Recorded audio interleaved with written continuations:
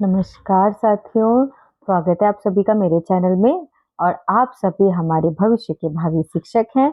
तो आज हमारे विद्यालय में शिक्षक दिवस सेलिब्रेट हुआ था। वैसे तो कल था, लेकिन यहाँ पे कोई फेस्टिवल था जिसकी वजह से कल छुट्टी थी। तो बच्चों ने आज ही किया। देखिए मुझे सम्मान के रूप में क्या दिया। सभी टीचर्स को ये लगाया था, तो फिर मैंने नहीं हटाया। मैंने सोचा मैं वीडियो में भी इसको आप लोगों को सबको दिखाऊंगी, फिर हटा दूंगी। बच्चों का सम्मान होता है, अच्छा लगता है। तो चलिए, बहुत-बहुत खुशी हो रही है कि आप लोगों को मेरी वीडियो से फ़ायदा मिल रहा है और आपकी पढ़ने की जो परिस्थितियाँ हैं वो ठीक हो रही हैं और आप समझ पा रहे हैं कि किस तरीके से पढ़ना है। तो आज की वीडियो में हम बात करेंगे कि ज़ीरो लेवल से कैसे शुरू करें, और हाउसवाइफ्स हैं और वर्किंग वुमेन्स हैं तो वो कैसे शुरू करें। रामचंद्र शुक्ल की बुक को आपको कैसे पढ़ना चाहिए, और कुछ सरस्वती पांडे की कंटेंट यानी उसकी कुछ रचनाओं को भी आज फिर याद करेंगे। आप लोगों को मज़ा आया ना? अगर मज़ा आया तो लिखिए ज़रूर कि हाँ मैम आपकी ट्रिक्स। देखिए मुझे लिखा, कल भी मुझे कई लोगों ने लिखा कि अरे वाह मैम, ये तो 2 मिनट में याद हो गया, आपने समझाया और याद हो गया। तो देखिए पूरी बुक तो मैंने ऐसे ही पढ़ी है, तो मुझे खुद नहीं याद होते थे, और सन वगैरह भी मैंने ऐसे ही याद किए थे। कुछ मतलब जैसे हिंदी में होते हैं ना हमारे सन, तो जब हम हिंदी में बोलते हैं तो वो किसी वर्ड से रिलेट हो जाते हैं। जैसे कि 16 सितंबर को ओज़ोन दिवस मनाया जाता है। तो जब मैंने याद किया था तो ऐसे याद किया था कि 16 साल की उम्र में सितम ढा दिया और ओढ़नी सर से गिर गई। तो आप बताओ याद हुआ कि नहीं हुआ? मैं आज तक नहीं भूली हूँ कि 16 सितंबर को ओज़ोन दिवस मनाया जाता है। तो इसी तरीके से मैं सब याद कर लेती थी। आपको भी ऐसे करना पड़ेगा। ऐसे क्या होता है ना कि एक्यूरेसी ज़्यादा हो जाती है। मतलब आपका जो क्वेश्चन आएगा ना उसको जब आप टिक करेंगे ना तो उसमें कन्फ्यूज़न की परिस्थिति कम बनती है, और रट आप कितना भी लो उसमें थोड़ा-सा कन्फ्यूज़न बन जाता है। देखिए ये रामचंद्र शुक्ल की बुक है, और इस बुक में ना आपको कई तरीके की बुक मिलेंगी। ये है, और मतलब जो अलग-अलग पब्लिकेशन होते हैं ना उन्होंने अलग-अलग तरीके से छापी है। तो कोई फ़र्क नहीं पड़ता, कंटेंट सब में आपको अच्छे से मिल जाएगा। लेकिन आप बस इतना ध्यान रखिए कि यहाँ पे भी लिखा हुआ होता है, यहाँ भी लिखा हुआ होता है, और इसमें इस तरफ भी लिखा हुआ होता है। तो जो भी लिखा हुआ है ना वो एक-एक फैक्ट इम्पोर्टेंट होता है। मेरी जो एक दिल्ली में बुक है ना वो बहुत ज़्यादा अच्छी बुक है। ये मैंने लाइब्रेरी से ली है, तो मुझे इसमें भी यहाँ पे काफ़ी फैक्ट नज़र आए। तो ये जो फैक्ट लिखे हुए होते हैं ना ये बहुत इम्पोर्टेंट होते हैं, और इसको पढ़ना ज़रूर। इसको बिना पढ़े आगे नहीं जाना है। और इसमें बैक साइड में यहाँ पे भी लिखा हुआ है ये फैक्ट, ये भी बहुत अच्छा है। अच्छा, मेरी जो बुक है ना जिसका मैं आपको फ़ोटो इस वीडियो में दिखाऊँगी, उसके पीछे की साइड में ना एक मतलब इन्फॉर्मेशन दी गई है रामचंद्र शुक्ल के लिए।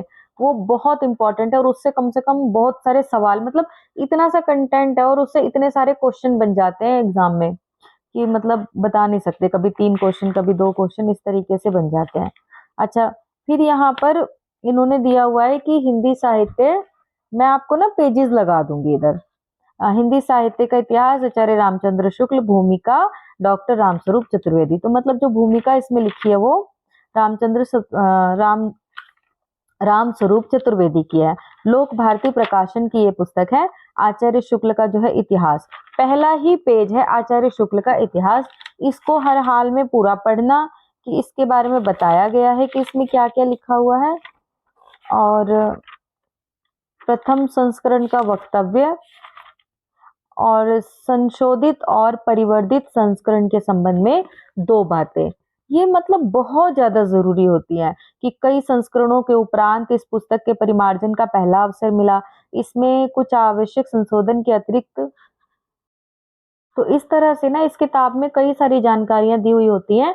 तो कितने बच्चे बताएँ कि आप लोग इन जानकारियों को गंभीरता से पढ़ते हैं या नहीं पढ़ते हैं? अगर नहीं पढ़ते हैं तो आदत डालिए। ये ऐसा नहीं है कि आप रामचंद्र शुक्ल के साथ ही ऐसा करेंगे। कोई भी आप किताब पढ़ रहे हैं, किसी भी विषय के आप विद्यार्थी हैं, तो किताब के बारे में जो भी जानकारी दी जाती है उसको ज़रूर पढ़ें। अच्छा, ये चीज़ भी ना मैंने मतलब सीखी थी, पहले मैं भी नहीं पढ़ती थी, लेकिन मुझे बाद में पता चला कि ये तो बहुत महत्वपूर्ण जानकारियाँ होती हैं, जिसको पढ़ना बहुत ज़्यादा ज़रूरी होता है। उसके बाद आपकी आती है विषय सूची। अब विषय सूची में आपको सारी चीज़ें दी हुई हैं, इससे आपके इतने ज़्यादा प्रश्न बन जाते हैं, इसके तो हायर में प्रश्न बनते हैं। असिस्टेंट प्रोफ़ेसर में इसके प्रश्न बन जाते हैं कि कितने प्रकरण में ये डिवाइड है, और कितने प्रकरण में, कौन से प्रकरण में आपको क्या दिया गया है। तो इस तरीके से आपको विषय सूची ज़रूर पढ़नी है। अच्छा एक बात और आपको मैं बताऊँ, मुझे ना ये वाली बुक ना कुछ ठीक नहीं लग रही है, मैरून-मैरून सी है। ये वाली बुक अगर किसी के पास है, ये वाली मत लेना आप। इसमें ना तो प्रकरण की ढंग से जानकारी दे रखी है। हाँ, देखो यहाँ पे लिखा है आदिकाल प्रकरण 1 और सामान्य परिचय। लेकिन मेरी जो बुक है ना उसके अंतर्गत क्या है ना कि जो ये विषय सूची है ना यहीं पे प्रकरण भी मेंशन किए हुए हैं। जैसे विषय सूची दी हुई है तो यहीं पे प्रकरण भी दिया हुआ है। आपको मैं एक वीडियो डाउनलोड करके अपलोड करूंगी जिसमें मैंने विषय सूची पर क्वेश्चन आंसर बना रखे हैं। वो वीडियो आप लोग जरूर देखना। तो देखो कितनी सारी जानकारी मैंने आपको बताई कि विषय सूची से बहुत सारे क्वेश्चन बनते हैं। और विषय सूची को ना सभी बच्चे अपनी नोटबुक में नोट कर लेना कि आदिकाल के अंतर्गत कितने प्रकरण है, कौन से प्रकरण में क्या विषय दिया हुआ है, ठीक है। और कितने प्रकरण है ये मोस्ट इंपॉर्टेंट है, क्योंकि भक्ति काल में 6 है, आदिकाल में 4 है। तो इस तरीके से सारे आप ध्यान कर लेना, लिख लेना उसको, कौन से प्रकरण किससे संबंधित है ये भी जरूर। तो इसी तरीके से आपको रामचंद्र शुक्ल की बुक की सारी जानकारी पढ़ लेनी है सबसे पहले। और जो बच्चे जीरो से शुरू कर रहे हैं वो प्लीज इस बात का ध्यान रखें, आप केवल 2 किताबें लीजिए, एक रामचंद्र शुक्ल लीजिए, एक सरस्वती पांडे लीजिए। जितनी जानकारी मैंने अभी आपको पेजेस के बारे में दी कि ये वाला पढ़ना, ये वाला पढ़ना, वो सारे पेज धैर्य के साथ धीरे धीरे आराम से पढ़ना। उसके बाद आपको एक सरस्वती पांडे में भी देखिए, जब स्टार्ट करेंगे ना तो आपको मिलेंगे एक स्टार्टिंग में 2 शब्द। देखिए यहाँ 2 शब्द लिखा हुआ है, 2 शब्द आपको मिलेगा। ये पेज मुझे अभी मैसेज करके बताओ, जितने बच्चे हिंदी की तैयारी कर रहे हैं, किस किस ने अपनी मर्जी से पढ़ा है। मुझे पता है कि आप लोगों ने नहीं पढ़ा होगा, क्योंकि ये जानकारी सबके पास नहीं होती है। वो सिर्फ अंदर का कंटेंट स्टार्टिंग से पढ़ना शुरू कर देते हैं, लेकिन इस तरह की जानकारी कोई नहीं पढ़ना चाहता है। मैं तो आपको पता है ये भी नहीं छोड़ती हूँ, ये भी मैं रीड करती हूँ कि कौन सा संस्करण है, किसने लिखा है, क्या है। यहाँ पर आ जाइए, ये मतलब इम्पोर्टेंट नहीं है, ये आप ना पढ़े कोई दिक्कत नहीं है, बस मुझे तो थोड़ा सा भूत है। बाकी यहाँ पे ये पढ़ सकते हैं, ये बहुत जरूरी है, बहुत जरूरी। तो इसको आपको पढ़ना है, ठीक है। उसके बाद थोड़ा सा मैं आपको बता देती हूँ, ये 2 शब्द के 2 पेज है, ये आप जरूर जरूर पढ़ लीजिए। और जो जो इंपॉर्टेंट फैक्ट आपको नजर आएंगे उसको अंडरलाइन कर लीजिए। जो जीरो से शुरू कर रहे हैं वो भी, और जिन्होंने नहीं पढ़ा है, जो तैयारी कर चुके हैं वो भी, ये पेजेस जरूर पढ़ लेना।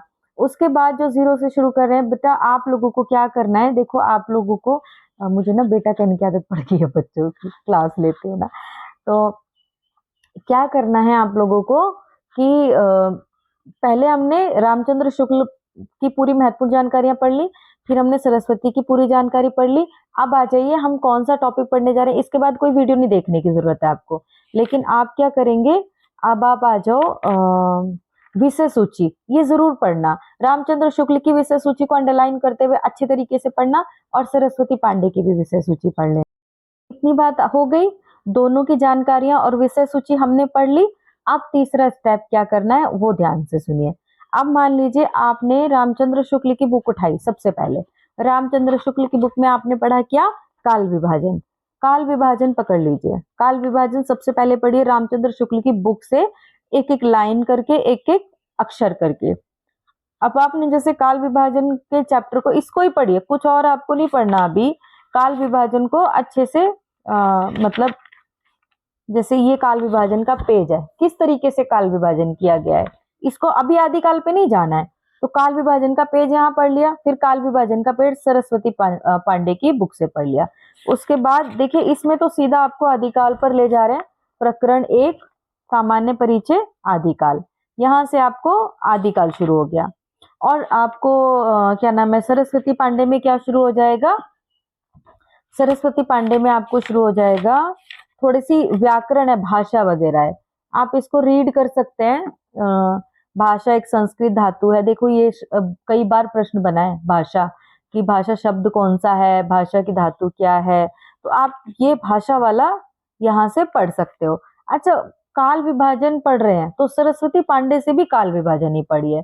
पहले हमने रामचंद्र शुक्ल का काल विभाजन पढ़ लिया, फिर सरस्वती पांडे में आपको क्या निकालना है, आदिकाल, सॉरी, रामचंद्र शुक्ल से आदिकाल पढ़ लिया, फिर सरस्वती पांडे से आदिकाल पढ़ लिया। फिर आप देखिए वीडियो आदिकाल पे, विजिला सर का कोर्स है जिन बच्चों के पास, वो उनसे पढ़िए। अदरवाइज आदिकाल की बहुत सारी वीडियो पढ़ी हुई होंगी, आप वहां से कोई निकाल सकते हैं। जो बच्चे कोर्स परचेज नहीं कर पाते हैं तो वहां से भी आप निकाल सकते हैं। वैसे सर बहुत अच्छा पढ़ाते हैं, ये तो मैंने आपको बहुत बार बताया ही है कि बहुत अच्छा पढ़ाते हैं, सारी जानकारी उसमें आपको मिल जाती है। एक बार आप वहां से पढ़ लेंगे तो चीजें आपको क्लियर हो जाएंगी। अब आपको क्या करना है, फिर आपको वीडियो वगैरह देख लेंगे तो देखो आपने 3 जगह से पढ़ा। रामचंद्र शुक्ल से आदिकाल पढ़ लिया, सरस्वती पांडे से आदिकाल पढ़ लिया, वीडियोस देख लिया आदिकाल का। उसके बाद हम लगाएंगे यूथ कंपटीशन से आदिकाल सेक्शन के सारे क्वेश्चन। और उमेश तिवारी अगर आप ले रहे हैं तो उमेश तिवारी से दोबारा से पूरा सेक्शन लगा लीजिए। अब आपने आदिकाल को 5 बार पढ़ लिया। अब मुझे बताओ क्या आपके हाथ से छूट जाएगा आदिकाल? है नहीं ना? ये होता है तरीका पढ़ने का।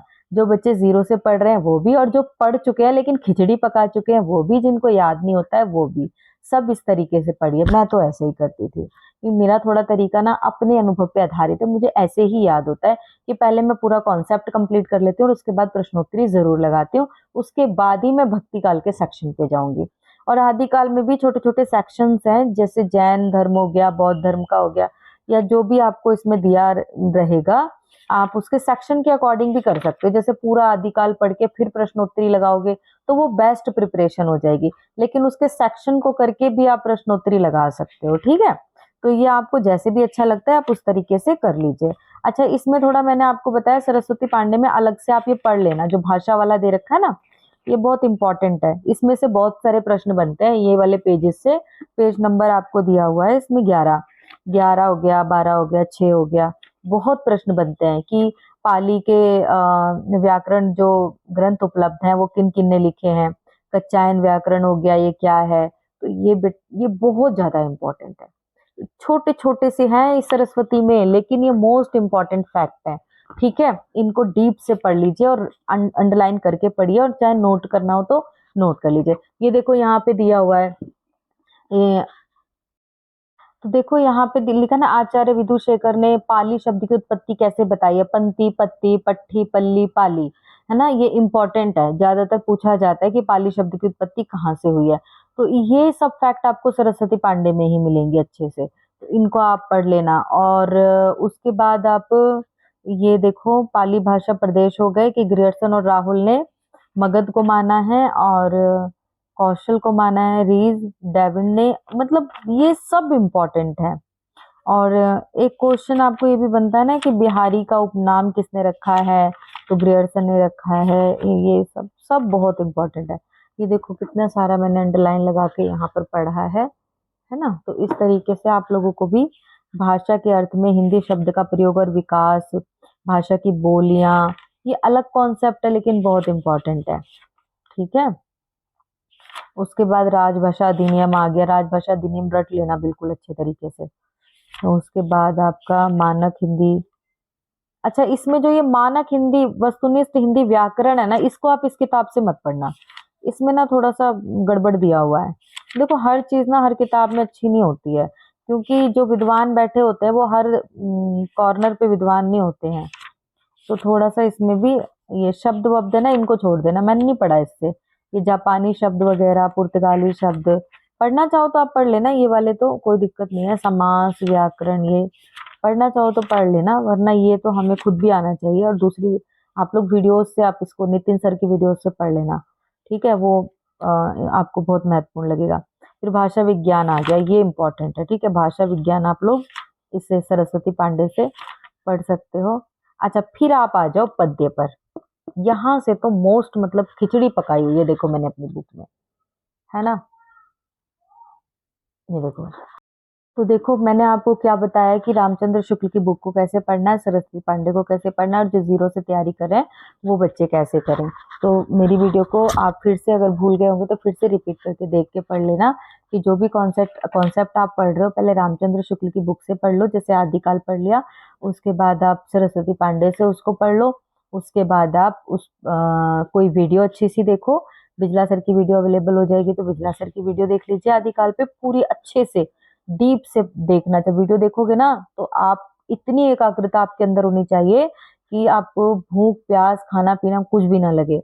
इतनी एकाग्रता के साथ वीडियो आप देखना है। उसके बाद उसको नोट वोट कर लेना, और उसके बाद आप उस पर आधारित प्रश्न उत्तर लगाना।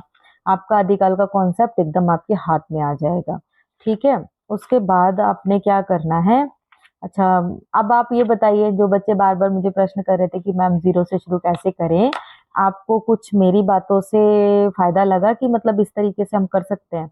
और कल से ही नहीं, आज से ही शुरू कर दीजिए, और इसी तरीके से करके फिर देखिए चीज़ें याद होती हैं कि नहीं होती हैं। अच्छा, और आप लोग मेरे हस्बैंड के बारे में बहुत बार पूछते हैं। मैं क्या आंसर दूँ आपको? अगर होते तो वो साथ होते ना, तो वो नहीं है तो फिर मेरे साथ नहीं है, ठीक है? ऐसा नहीं है कि दुनिया में नहीं है, दुनिया में है, लेकिन हर इंसान अपना रास्ता बदल लेता है। ये जीवन है हमारा, सबको जीने का अधिकार है, सबको अपनी खुशियों का अधिकार है, जिसको जहाँ मन करता है वो चला जाता है। तो मैं क्या ही बताऊँ उनके बारे में। मैं अपने बच्चों के साथ रहती हूँ कई सालों से। बच्चों की परवरिश करना ही मेरा उद्देश्य है, उनको अच्छा जीवन देना ही मेरा लक्ष्य है। बस इससे ज़्यादा मैं और नहीं बता पाऊँगी। बाकी आप अपनी पढ़ाई पे ध्यान दीजिए, और बेटे की तबीयत भी अब ठीक है, वो भी अच्छे से दवाई खा रहा है, और मैं भी ठीक हूँ, और आप सब भी अच्छे होंगे। भगवान से दुआ है कि आपकी सफलता आपके पास जल्दी पहुँचे, ठीक है? और इस तरीके से ही आपको ये किताबें पढ़नी है। मैंने आपको आज बहुत अच्छे से, अब बहुत अच्छा तरीका आपको सिखाया है। अच्छा, आज आप लोग कुछ याद करना चाहेंगे सरस्वती पांडे से? कबीरदास है ना, कबीरदास को तो मैंने बहुत ज़्यादा पढ़ा है। मेरे सिलेबस में था ना एमए में, तो कबीरदास मैंने स्पेशल कवि के रूप में लिए थे। तो फिर मैंने ना कबीरदास को बहुत बारीकी से पढ़ा है। तो इसलिए कबीरदास पे जब भी, और हाँ, मेरा पता है केवी का इंटरव्यू भी कबीरदास पे हुआ था। मैं आपको देखती हूँ, आज शाम को आपके लिए इंटरव्यू की वीडियो लेकर आती हूँ। फिर आपको मैं बताती हूँ कि उसमें मैं मुझसे क्या-क्या पूछा गया था और कैसे-कैसे मैंने आंसर किया था, है ना? तो अच्छा, आपको पता है कि आदिकाल में जो रचनाएँ रची गई थी ना, वो बड़ी मुश्किल से याद होती हैं। जैसे हंसावली हो गई 1370 की, असाइद की, है ना? चंदायन हो गई मुल्ला दाऊद की। बताओ, याद करनी है आपको ट्रिक से? तो मैसेज में ज़रूर लिखो। चलिए मैं आपको करवाती हूँ। हंसावली में हंस आ रहा है। हंस कहाँ तैरता है? पानी में। असाइद, ठीक है? तो साइड में उसकी परछाई दिख रही है। किसकी? हंस की। तो हंसा पानी में तैर रहा है और साइड में उसकी परछाई दिख रही है, और 1970 का है, तो तर माने तैर रहा है, ठीक है? 70 तर, तैर रहा है। याद हुआ तो मैसेज जरूर कीजिएगा, और मेरी वीडियो को लाइक जरूर करना। आप लोगों ने लाइक किए मेरी वीडियो को, पता है 2 वीडियो में मेरे 100+ लाइक हुए। Thank you so much. दूसरी रचना है हमारी चंदायन, ठीक है? मुल्ला दाऊद की है। वैसे तो ये बहुत फेमस रचना है, इसमें ट्रिक लगाने की आपको ज़रूरत नहीं है। लेकिन फिर भी आप लोगों को अगर ट्रिक लगानी है तो मुल्ला कौन हो गए? मुसलमान हो गए, और वो चंदा देख के अपनी ईद मनाते हैं। अगली हो गई लखम सेन पद्मावती, ठीक है? लखम सेन पद्मावती हमारी दामोदर कवि की है, जो कि राजस्थानी में है। तो जो लखम सेन था ना राजा, वो बहुत दमदार था, ठीक है? दमदार कवि भी था। कहाँ का? राजस्थान का। तो आगे देखो, सत्यवती का था ईश्वरदास। तो ईश्वर पर जो भरोसा रखते हैं वो हमेशा सत्य सत्य जो बोलता है, ईश्वर हमेशा उसी का साथ देते हैं ना। और ये कौन सी भाषा में? अवधी भाषा में। तो ईश्वर उसी का साथ देते हैं जो सत्य बोलता है, बाकी किसी का वो साथ नहीं देते। मृगावती कुतुबन, तो मृगावती में क्या आ रहा है? मृग। और कुतुबन में क्या आ रहा है? वन। और वन में कौन घूमता है? मृग। तो मैंने तो ऐसे ही याद कर रखी है, क्योंकि इनमें क्या होता है, आपस में भी कंफ्यूजन हो जाती है। फिर आगे आपके माधवानल, कामकंदला, ये 3 लोगों की है। गणपति की भी है, आलम की भी है, और एक किसकी है? कुशल लाभ की। तो देखिए, ये आपको तो ऐसे ही याद हो गई, मैंने आपको बता ही दिया कि माधवानल कामकंदला 3 लोगों की है। अच्छा, इसमें अंतर क्या पूछा जाता है आपसे? ये पूछा जाता है कि सिर्फ दोहों में माधवानल कामकंदला जो है किसकी लिखी गई है? तो गणपति जी की लिखी गई है ना? तो गणपति जी ने दो सिर्फ दोहों में लिखी है, और कोई छंद उसमें प्रयोग नहीं किया है। और जो आलम की है वो चौपाई दोहा में है, चौपाई दोहा सोरठा में है, ठीक है? और जो कुशल लाभ की है वो चौपाई सोरठा में है। कुशल लाभ की है वो चौपाई दोहा, ठीक है? तो जो ये दोनों रचनाएं हैं कुशल लाभ की और आलम की, ये तो चौपाई दोहा सोरठा में लिखित है, तो बहुत ज्यादा इनको नहीं पूछते हैं। पूछता कौन से है, जो सिर्फ दोहा में लिखित है वो कौन सी है, तो ये हमारी गणपति जी की हो गई। अच्छा, उसके बाद आ जाती है आपकी पद्मावत। पद्मावत जायसी की है, ये सबको पता है, इसमें तो कोई टिक लगाने की जरूरत ही नहीं है। और लगानी भी है तो पद्मावत जल गई थी, है ना, आपको पता है पद्मावती जो है जोहर किया था। मधुमालती मंजन।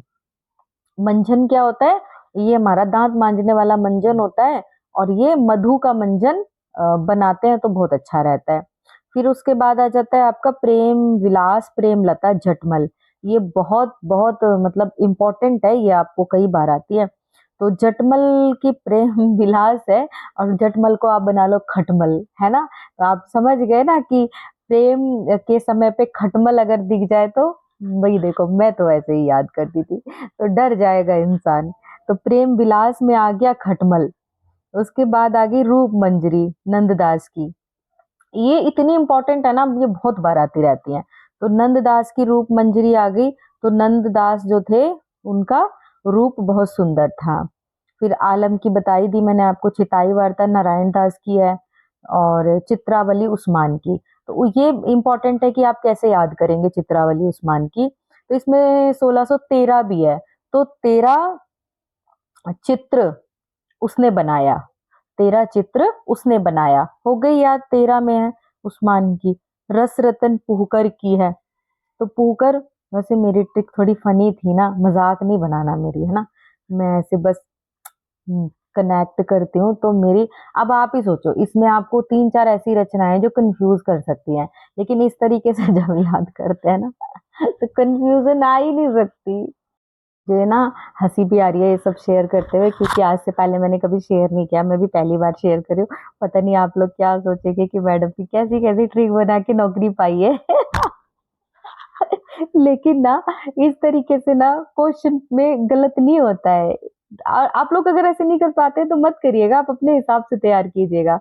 मेरा तो बस मैं रटती भी थी, याद भी कर लेती थी, और इस तरीके से ट्रिक भी। जब मुझे लगता था ना कि 2-3 चीजों में मुझे कंफ्यूजन हो रही है, ये था कि वो था, तब मैं ट्रिक लगाती थी, तब ट्रिक की जरूरत पड़ती थी।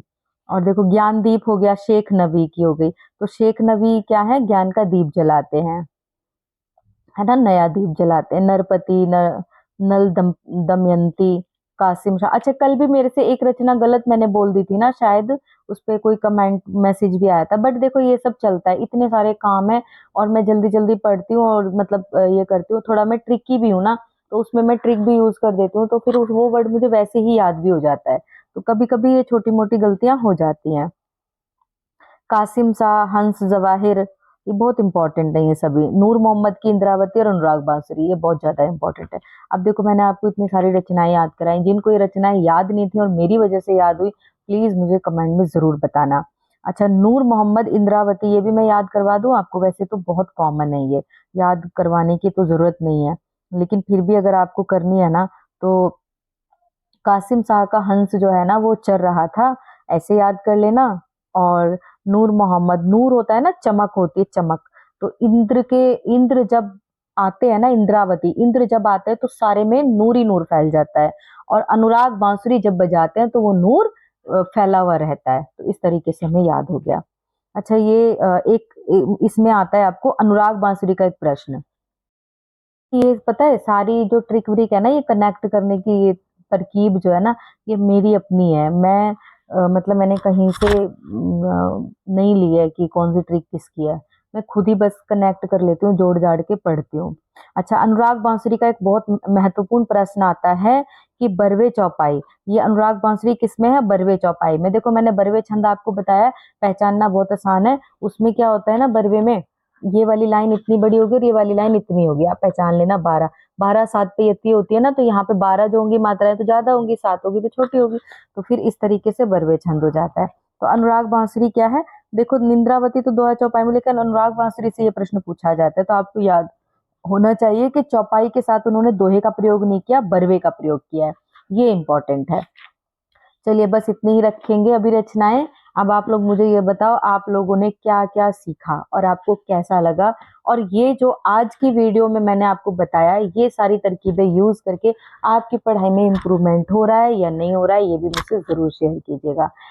और मतलब वीडियो को सब्सक्राइब ज़रूर कीजिएगा, वीडियो को लाइक कीजिएगा और चैनल जब आप आगे बढ़ा रहे हैं तो बढ़ रहा है, इसके लिए बहुत-बहुत धन्यवाद। और इसी तरह बने रहिए मेरे साथ, अच्छी-अच्छी और फ़नी ट्रिक्स, है ना? आप भी हँसेंगे, मैं भी हँसूँगी और इसी हँसी-हँसी में याद हो जाएगा और वो आप फिर भूलेंगे भी नहीं। धन्यवाद।